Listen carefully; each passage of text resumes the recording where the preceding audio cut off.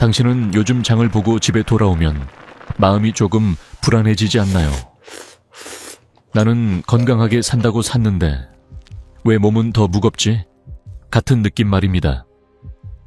특히 콩팥은 조용히 일하다가 어느 날부터 작은 신호로 말을 걸기 시작합니다. 그래서 오늘은 의사들이 잘 말하지 않는 콩팥을 살리는 장보기 비밀을 당신의 장바구니 안에서부터 함께 꺼내보겠습니다. 먼저 스스로에게 딱 3가지를 물어보세요. 첫째, 아침에 일어나 손가락 반지가 갑자기 뻑뻑해졌나요? 둘째, 밤에 화장실을 가는 횟수가 예전보다 늘었나요? 셋째, 국물이나 반찬을 먹고 나면 다음날 얼굴이 쉽게 붓나요? 이 질문들은 겁주려고 드리는 게 아닙니다. 지금부터 바꾸면 된다는 출발선 확인입니다. 충격적인 사실 하나만 말씀드릴게요. 많은 분들이 콩팥이 나빠지는 걸 통증으로 기다립니다. 하지만 콩팥은 상당히 지쳐도 아프다고 크게 외치지 않는 장기입니다. 그래서 장보기 습관이 몇 년 동안 쌓인 뒤에야 검사 수치로 조용히 드러나는 경우가 정말 흔합니다. 그런데 여기서 희망이 있습니다. 콩팥은 완전히 무너진 게 아니라면 부담을 덜어주는 방향으로 생활을 바꾸었을 때 숨이 트이는 장기이기도 합니다. 제가 진료실에서 자주 만나는 60대 여성 환자 한 분 이야기를 떠올려 볼게요. 그분은 늘 저는 건강식만 사요 라고 말했습니다. 현미과자, 저지방 햄, 간편 닭가슴살, 무설탕 음료. 겉으로는 칭찬받을 장바구니였죠. 그런데 붓기와 야간뇨가 심해지고 검사에서 콩팥 부담 신호가 보였습니다. 저는 음식을 나무라지 않았습니다. 대신 영수증을 같이 펼쳤어요. 그리고 딱 한 줄, 성분표에 숨은 반복을 찾았습니다. 그날 그분은 이렇게 말했죠. 예, 선생님, 저는 좋은 걸 사는 줄만 알았어요. 콩팥을 생각한 장보기는 자동차에 비유하면 쉽습니다. 엔진 오일이 부족한데도 겉이 번쩍이는 차를 고르는 게 아니라 엔진이 편하게 돌아가게 하는 연료와 습관을 고르는 일입니다. 포장 앞면에 건강이라는 단어보다 뒷면에 작은 글씨가 엔진을 살립니다. 오늘 1편에서는 당신의 장바구니를 바꾸는 출발점을 잡아드리고 뒤에서 10초 성분표 규칙과 콩팥을 살리는 장보기 비율, 어떤 건 3개, 어떤 건 1개, 그리고 대부분이 놓치는 흔한 실수 3가지를 정확히 정리해드리겠습니다. 그러니 끝까지 함께 가주세요. 지금부터는 왜 건강식 코너가 오히려 함정이 될 수 있는지 그 이유부터 차근히 풀어보겠습니다. 장 보러 가면 가장 먼저 눈이 가는 곳이 어디인가요? 건강식, 저당, 고단백, 저지방 같은 문구가 큼직하게 붙은 코너일 겁니다. 당신은 그 문구를 믿고 장바구니에 담습니다. 문제는 그 단어들이 몸 전체에는 좋아 보일지 몰라도 콩팥에게는 꼭 친절하지 않을 수 있다는 겁니다. 오늘은 바로 그 함정을 겁주지 않고 정확히 짚어드릴게요. 먼저 쉬운 과학 사실 하나부터요. 콩팥은 혈액 속 노폐물을 걸러내고 나트륨, 칼륨 수분 균형을 맞추며 혈압 조절에도 깊게 관여합니다.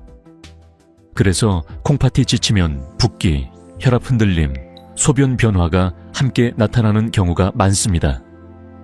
이건 콩팥만의 문제가 아니라 몸의 물 관리 시스템이 흔들린 신호에 가깝습니다. 그런데 여기서 의외의 디테일이 하나 있습니다. 많은 분들이 국물만 줄이면 되겠지라고 생각하지만 애묘 실제 장바구니에서 콩팥을 더 조용히 괴롭히는 건 국물보다도 가공된 건강식인 경우가 많습니다. 예를 들어 저지방 햄, 닭가슴살 소시지, 단백질바, 다이어트 치즈, 간편 샐러드 드레싱, 즉석 수프, 무설탕, 음료 같은 것들이요.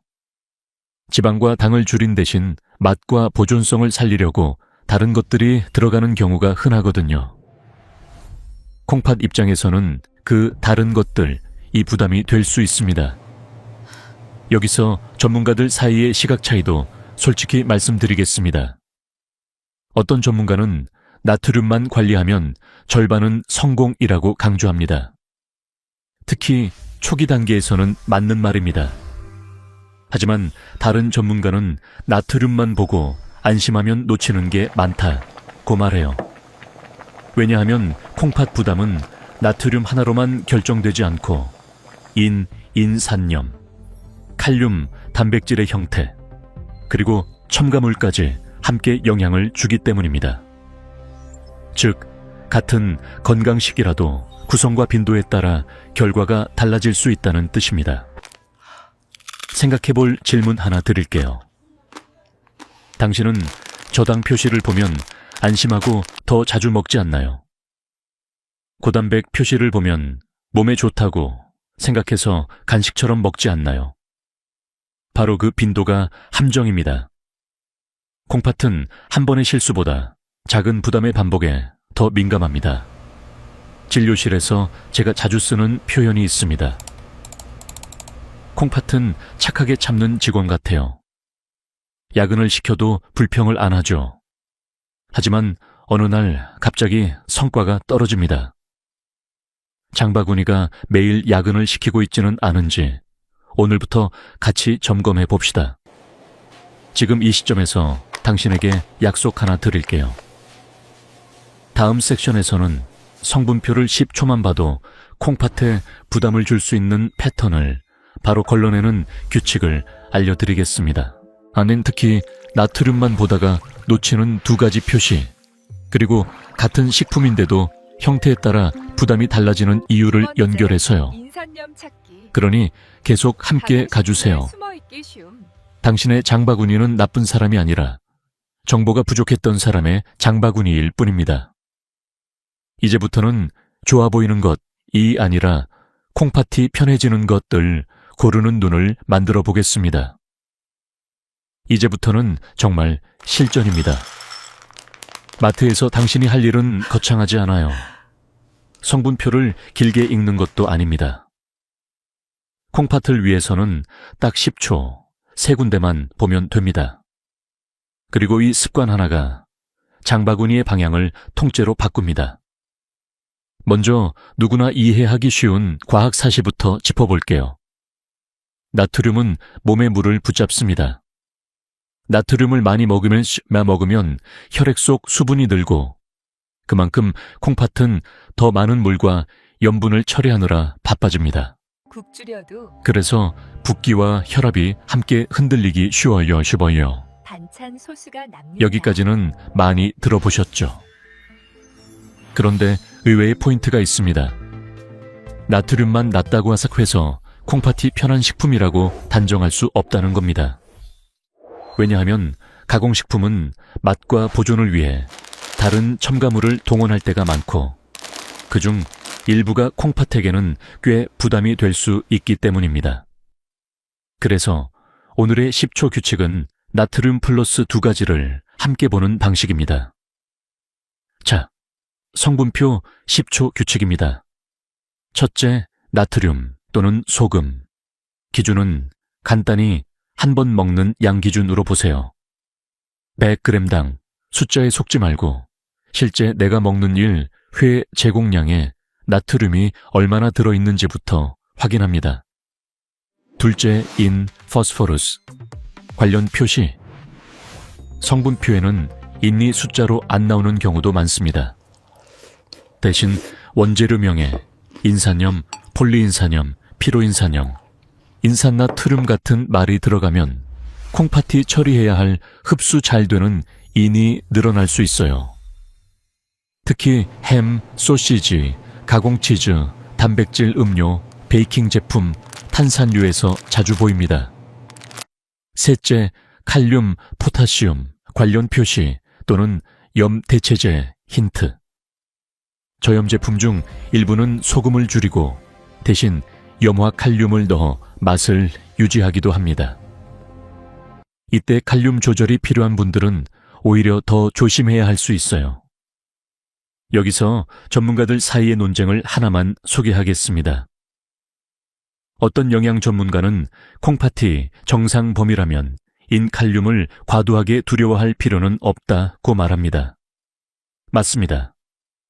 문제는 많은 분들이 정상인지 아닌지 확인하지 않은 채 가공식품을 매일 반복해서 먹는다는 데 있어요.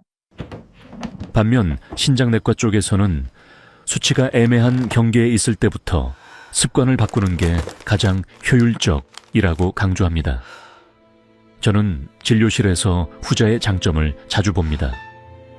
아예 나빠지고 나서 바꾸는 것보다 경계 신호에서 방향을 돌리는 분들이 훨씬 편해지거든요.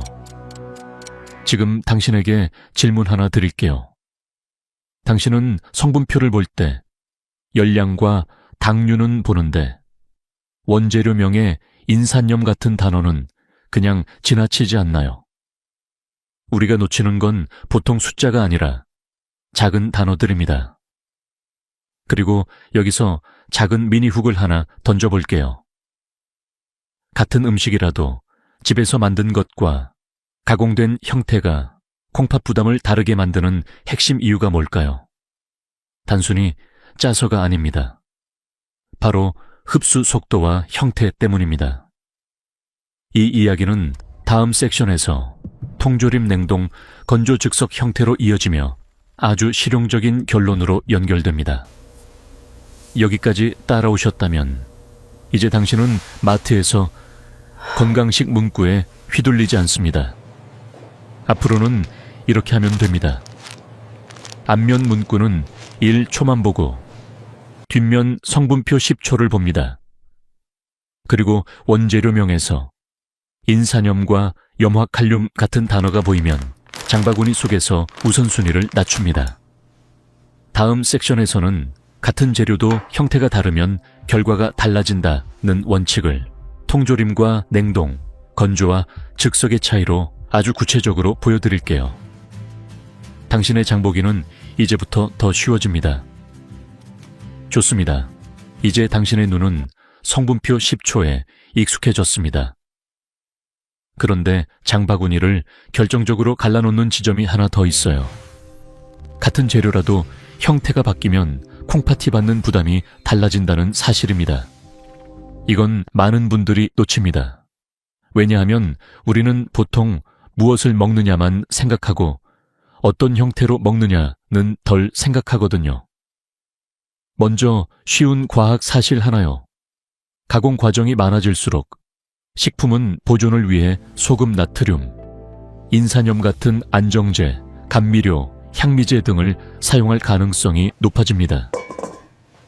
콩팥은 이런 것들을 한꺼번에 처리해야 하니 부담이 늘 수 있습니다. 작은 물론 것들이 모든 합쳐진다. 가공식품이 나쁘다는 뜻은 아닙니다. 핵심은 가공 정도와 빈도입니다. 여기서 의외의 디테일이 하나 있습니다. 통조림 채소나 콩류는 원래 건강식처럼 보이지만 어떤 제품은 염분이 꽤 높거나 인산염이 들어가기도 합니다. 반대로 냉동 채소는 생각보다 깨끗한 형태인 경우가 많습니다. 급속 냉동은 신선도를 유지하는 방식이라 추가 첨가물이 적은 제품이 흔하거든요. 그러니까 당신이 콩팥을 생각한다면 신선, 냉동, 무첨가, 건조, 첨가 확인, 통조림 / 즉석, 성분표 필수 이런 순서로 기본 감각을 잡아두면 좋습니다. 또 하나 많은 분들이 실수하는 지점이 즉석죽, 즉석국, 레토르트 반찬입니다. 바쁜 날에는 정말 편하죠. 하지만 이런 제품들은 맛을 일정하게 유지하려고 가니 강해지거나 다양한 조미 성분이 들어갈 가능성이 큽니다. 그래서 콩팥이 예민한 시기에는 매일이 아니라 비상용으로 두는 게 훨씬 안전합니다. 전문가들 사이에서도 의견이 갈리는 지점이 있어요. 어떤 전문가는 시간과 현실을 고려하면 가공식품을 완전히 끊는 건 불가능하다. 대신 교체 전략을 쓰자고 말합니다. 반면 다른 전문가는 경계 수치가 보이면 한동안은 가공도를 확 줄여 콩팥에 쉬는 시간을 주는 게 좋다고 말합니다. 저는 두 의견을 이렇게 연결합니다. 당신이 오래 유지할 수 있는 방식으로 가되, 지금 신호가 뚜렷하다면 최소 2주에서 4주까지는 강하게 정리하고 이후에 현실적인 균형으로 돌아오자. 콩팥은 그 쉬는 기간에 반응을 보여주는 경우가 많습니다. 여기서 당신에게 질문 하나 드릴게요. 같은 콩이라도 집에서 불려 삶은 콩과 캔에 든 콩을 먹는 느낌이 다르지 않나요? 먹고 난 뒤 입이 마르고 다음 날 붓기가 다르게 느껴질 때가 있죠. 그 차이가 바로 형태의 차이입니다. 그리고 오늘 이 지점에서 좋아요 하나만 눌러주셔도 좋습니다. 이런 내용은 병원에서 긴 시간 설명해야 하는데 영상으로는 한 번에 정리해 드릴 수 있거든요. 당신 주변에 붓기나 혈압, 야간요로 고민하는 분이 있다면 공유도 도움이 됩니다. 이제 다음 섹션으로 넘어가겠습니다. 많은 분들이 가장 두려워하는 주제죠. 단백질, 콩팥 때문에 무조건 줄여야 하나요? 여기엔 정답이 하나가 아닙니다. 오히려 줄이는 것이 위험해지는 순간도 있습니다. 다음 섹션에서 당신이 흔들리지 않도록 딱 필요한 만큼만 정확히 잡아드릴게요. 단백질 이야기를 꺼내면 당신 마음이 먼저 긴장하죠. 콩팥이 안 좋으면 단백질은 줄여야 한다는 말을 너무 많이 들었으니까요. 그런데 진료실에서는 이런 장면이 더 흔합니다. 단백질을 겁내서 거의 안 먹다시피 했는데 오히려 기운이 떨어지고 근육이 빠지면서 붓기와 피로가 더 심해지는 경우요. 콩팥을 살리려다가 몸 전체의 방어력을 먼저 잃어버리는 겁니다. 먼저 쉬운 과학 사실 하나만 정리하겠습니다. 단백질은 근육과 면역, 호르몬을 만드는 재료입니다. 특히 60대 이후에는 근육이 줄기 쉬워서 단백질이 부족하면 몸이 회복하는 속도가 확 떨어집니다. 근육이 줄면 혈당 조절도 흔들리고 걷는 힘이 떨어져 활동량이 줄고 그 과정에서 혈압과 체액 균형이 더 불안정해질 수 있습니다. 즉, 단백질은 콩팥만의 문제가 아니라 노년 건강의 기둥이기도 합니다. 그런데 여기서 반전 같은 디테일이 하나 있습니다.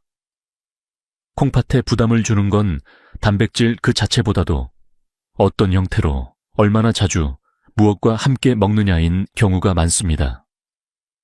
예를 들어 고단백 간식, 단백질바, 단백질 음료, 육포, 가공햄 이런 것들은 단백질을 준다는 장점이 있어도 나트륨 인산염 같은 첨가물이 함께 들어오는 경우가 많습니다.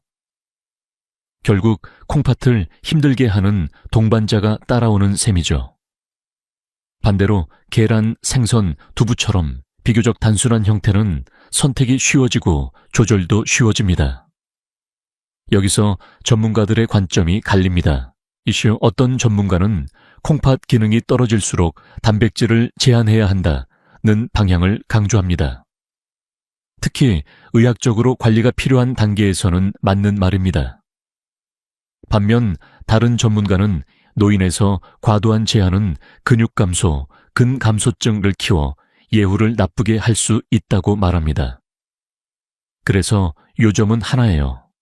무조건 줄이기가 아니라 당신의 상태에 맞게 품질을 올리고 가공을 줄이고 분산해서 먹는 방식이 더 안전할 수 있다는 겁니다. 장보기에서는 이렇게 생각하시면 좋습니다. 단백질을 한 방에 몰아먹는 식품보다 식사에 자연스럽게 섞이는 식품으로 가져오세요. 예를 들어 아침엔 달걀이나 두부, 점심엔 생선이나 살코기 조금, 저녁엔 콩류나 요거트처럼요. 그리고 가공 고단백 제품은 매일이 아니라 가끔으로만 두는 겁니다. 마지막으로 질문 하나 드릴게요.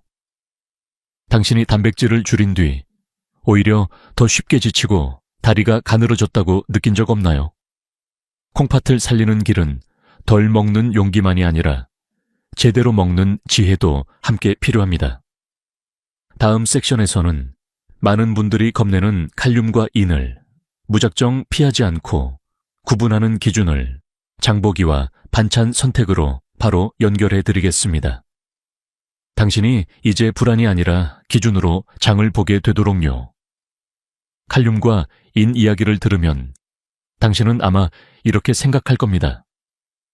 그럼 과일도 못 먹나요? 채소도 위험한가요? 두부도 안 되나요? 불안이 한꺼번에 올라오죠. 그런데 제가 오늘 섹션 6에서 드리고 싶은 핵심은 딱 하나입니다. 칼륨과 인은 무조건 피할 독이 아니라 상황에 따라 조절해야 하는 도구라는 점입니다. 콩팥을 살리는 사람들은 두려움이 아니라 기준으로 장을 봅니다. 이 먼저 쉬운 과학 사실부터요. 칼륨은 심장 박동과 근육 움직임에 꼭 필요한 전해질이고 이는 뼈와 에너지 대사에 필요한 미네랄입니다. 몸에는 분명히 필요합니다. 다만 콩팥 기능이 떨어지면 이 둘을 배출하거나 균형을 맞추는 능력이 약해져 혈액 수치가 올라갈 위험이 생길 수 있습니다. 그래서 필요하지만 상황에 따라 조절이 필요한 겁니다. 여기서 놀라운 디테일 하나. 같은 인이라도 몸에 흡수되는 정도가 다릅니다. 자연식품에 들어있는 인은 흡수가 비교적 낮거나 복잡한 형태인 경우가 있는데 가공식품에 첨가된 인산염은 흡수가 더 잘 되는 편이라 콩팥 부담이 커질 수 있습니다. 그래서 저는 늘 이렇게 말합니다. 이는 숫자보다 출처를 보세요. 소시지, 햄, 가공치즈, 베이킹 믹스, 탄산음료. 이쪽에서 인산염이 반복되면 콩팥은 쉬지 못합니다. 반대로 두부, 달걀, 생선처럼 성분이 단순한 식품은 조절이 쉽습니다. 칼륨도 비슷합니다. 채소와 과일에 칼륨이 많은 건 사실이지만 모든 사람이 똑같이 피해야 하는 건 아닙니다. 전문가들 사이에서도 의견이 갈립니다. 한쪽은 칼륨 제한은 수치가 높을 때 또는 의사가 지시했을 때만 강하게 하자고 말합니다. 다른 쪽은 경계가 보이면 미리 조절하는 습관이 안전하다고 말하죠. 저는 중간의 현실적인 기준을 권합니다. 검사를 통해 칼륨 수치가 정상이고 특별한 제한 지시가 없다면 채소 과일을 무작정 끊지 말고 양과 방식을 조절하세요. 반대로 수치가 높거나 약, 특히 일부 혈압약 등 때문에 칼륨이 올라가기 쉬운 상황이라면 그때는 조절이 더 중요해집니다. 장보기에서 바로 쓰는 기준을 드릴게요. 첫째, 가공식품에 인산염은 우선순위를 낮춥니다. 시 성분표 원재료명에 인산염 계열이 보이면 같은 제품이라도 다른 브랜드로 바꾸거나 빈도를 줄입니다. 둘째, 저염 소금 대체제, 염화칼륨은 조심합니다. 저염 간장, 저염 소금, 건강 소금이라고 써 있어도 칼륨이 더 들어간 제품이 있을 수 있어요. 셋째, 칼륨이 걱정될 땐 조리법이 해답이 되기도 합니다. 채소를 데치고 물을 버리는 방식은 칼륨을 줄이는 데 도움이 될 수 있습니다. 같은 채소라도 생으로 많이 먹는 것과 데쳐서 먹는 것은 부담이 달라질 수 있어요. 여기서 당신에게 질문 하나 드릴게요. 당신은 과일을 줄이면서 대신 무설탕 음료나 가공 간식을 더 먹고 있지 않나요? 콩팥은 종종 그 대체 선택에서 더 힘들어집니다. 이제 다음 섹션에서는 많은 분들이 끝까지 놓치는 진짜 복병을 꺼내겠습니다. 국물보다 더 조용히, 더 자주 콩팥을 지치게 하는 것. 바로 반찬 소스루프 간식에서 새는 반복 나트륨 패턴입니다. 장바구니가 왜 매일 같은 실수를 하는지 아주 현실적인 예시로 풀어드릴게요. 기억하시죠?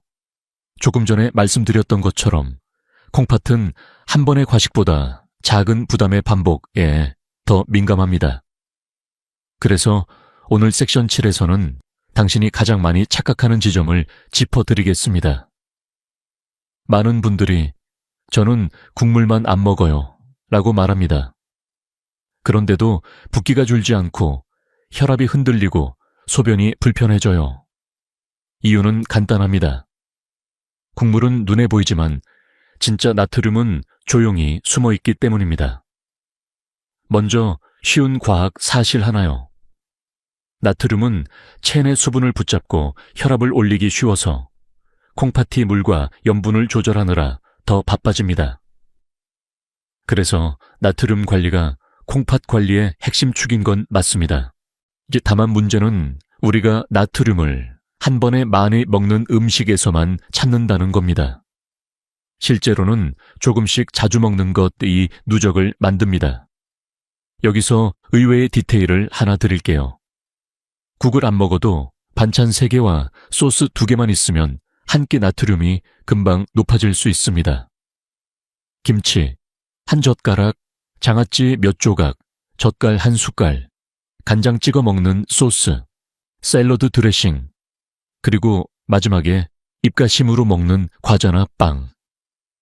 이 조합이 하루에 2번만 반복되어도 콩팥은 쉬는 시간이 없습니다. 특히 맛이 강한데 적게 먹으니 괜찮다는 생각이 가장 위험한 함정이 됩니다. 적게 먹어도 매일이면 누적이 되니까요. 전문가들의 시각 차이도 여기서 나옵니다. 어떤 전문가는 하루 총 나트륨만 맞추면 된다고 말합니다. 이 말도 맞지만 현실에서 총량을 계산하는 건 어렵습니다. 그래서 다른 전문가는 총량 계산 대신 패턴을 바꾸자고 말해요. 저는 이 방법을 더 권합니다. 패턴은 눈으로 보이고 습관으로 굳기 때문입니다.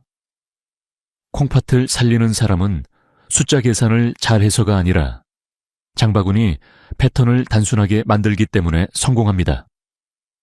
그럼 당신 장바구니에서 가장 흔한 반복 나트륨 패턴 3가지를 짚어볼게요. 첫째, 밥은 단순한데 반찬이 복잡한 날입니다. 반찬이 많아질수록 간이 겹치고 결국 나트륨이 겹칩니다. 해결은 간단합니다. 반찬 수를 줄이고 간이 약한 기본 반찬을 늘립니다. 예를 들어 데친 채소, 두부, 달걀찜, 구운 생선처럼요. 둘째, 건강식이라고 믿는 소스입니다. 저지방 드레싱, 저당 소스, 찍어 먹는 간장 소스가 의외로 나트륨이 높을 수 있습니다. 소스는 숟가락이 아니라 병으로 누적됩니다. 뭐이 한번 사두면 매일 쓰게 되니까요. 그래서 장보기에서 소스류는 가장 까다롭게 성분표를 봐야 합니다. 셋째, 간식의 짠맛입니다. 국물은 안 먹는데 오후에 과자, 크래커, 빵, 치즈, 육포를 먹는 분이 많습니다. 그 간식이 바로 콩팥에게는 작은 포구가 될 수 있어요. 특히 단백질 간식이라고 표시된 제품 중 일부는 나트륨과 인산염이 함께 들어가서 이중 부담이 되기도 합니다. 여기서 당신에게 질문 하나 드릴게요. 당신은 하루 중 언제 입이 가장 심심하나요? 그 시간에 무엇을 집어드나요? 콩팥은 그 순간의 선택을 가장 또렷하게 기억합니다. 이제 마지막 섹션으로 갑니다. 섹션 8에서는 오늘 이야기를 내일부터 바로 실행 가능한 1 장보기 루틴으로 정리해 드릴게요.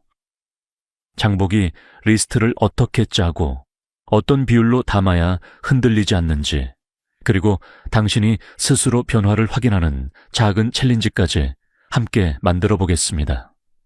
자, 여기까지 함께 오셨습니다. 당신은 이제 알게 됐어요. 콩팥을 살리는 장보기는 특별한 약이 아니라 매일 반복되는 선택의 방향을 바꾸는 일이라는 것. 그리고 그 방향은 생각보다 단순합니다. 앞면의 문구보다 뒷면의 작은 글씨, 한 번의 큰 실수보다 작은 부담의 반복, 무엇을 먹느냐만큼 어떤 형태로 먹느냐. 이 3가지만 기억해도 콩팥은 숨을 돌릴 틈이 생깁니다. 오늘 핵심을 다시 당신의 손에 쥐어드릴게요. 첫째, 성분표 10초 규칙. 나트륨은 1회 제공량 기준으로 보고 원재료명에서 인산염 계열을 찾고 저염 제품의 염화칼륨 가능성을 의식합니다. 둘째, 형태의 우선순위. 신선한 재료와 무첨가 냉동을 기본으로 두고 통조림과 즉석식은 비상용으로만 둡니다. 셋째, 다른 단백질은 무조건 줄이기가 아니라 가공을 줄이고 나눠 먹고 조합을 단순하게 가져갑니다. 넷째, 국물만 피하는 것으로는 부족하고 반찬 소스 간식에서 새는 반복 나트륨을 끊어야 합니다. 이제 당신이 내일부터 할 수 있는 7일 장보기 루틴을 드리겠습니다. 이름만 거창하지 실제로는 장바구니 비율만 잡는 겁니다. 첫 7일은 이렇게 갑니다. 장바구니 10칸이 있다고 생각해 보세요. 그중 6칸은 신선 슬래시 무첨가 냉동 채소, 과일, 해조류, 버섯으로 채웁니다. 2칸은 단순 단백질, 달걀, 두부, 생선, 살코기로 채웁니다. 한 칸은 곡류 슬래시 주식살, 귀리, 고구마 등으로 채웁니다. 마지막 한 칸만 가끔 필요한 것, 간식, 소스, 즉석식으로 둡니다. 이 비율이 바로 당신이 흔들리지 않는 장보기 안전장치가 됩니다. 그리고 소스는 오늘부터 딱 하나만 약속해요. 새 소스를 살 때는 병을 들기 전에 성분표를 먼저 본다. 소스 한 병은 당신의 한 달을 결정합니다. 반찬도 마찬가지예요. 반찬은 늘리기보다 단순한 기본 반찬을 반복하는 것이 콩팥에 더 친절합니다. 여기서 마지막 질문을 하나 드릴게요.